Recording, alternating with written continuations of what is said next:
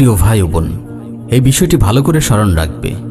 সবসময় তুমি যা চাবে তাই তোমার হস্তগত হবে না, তবে তোমার অন্তরে এই বিশ্বাস ধারণ করতে হবে যে আল্লাহ তাআলা তোমার জন্য এর চেয়ে উত্তম কিছুর ব্যবস্থা করে দিবেন।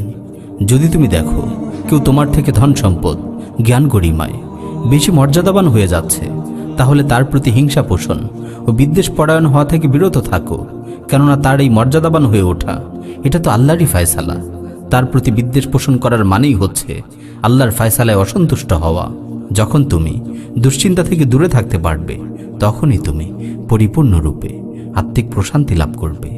আর যখন তুমি সর্বদা হাস্যোজ্জ্বল থাকবে, তখন তোমাকে দেখে অন্যরাও অনুপ্রাণিত হবে।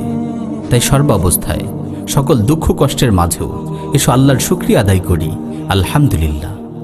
পরিস্থিতি যতই প্রতিকূল হোক না কেন, তোমার অন্তর থেকে নেক নিয়াতগুলো যেন দূরীভূত না হয়ে যায়। কেননা মানুষেরা তো তাদের নিয়াত অনুযায়ী রিজিক প্রাপ্ত হয়। প্রিয় ভাই ও বোন, তুমি সর্বদাই ধৈর্য ধারণ করো, এমনকি অসুস্থতার সময়ও আল্লাহর শুকরিয়া আদায় করো, আলহামদুলিল্লাহ।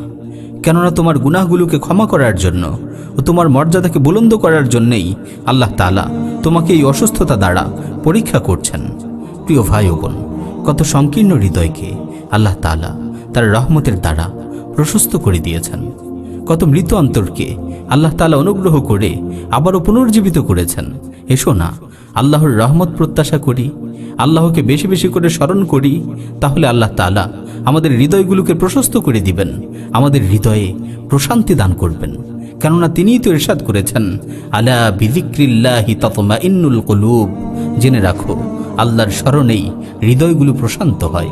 জেনে রাখো, আল্লাহর স্মরণেই অন্তরগুলো পরিতৃপ্ত হয়।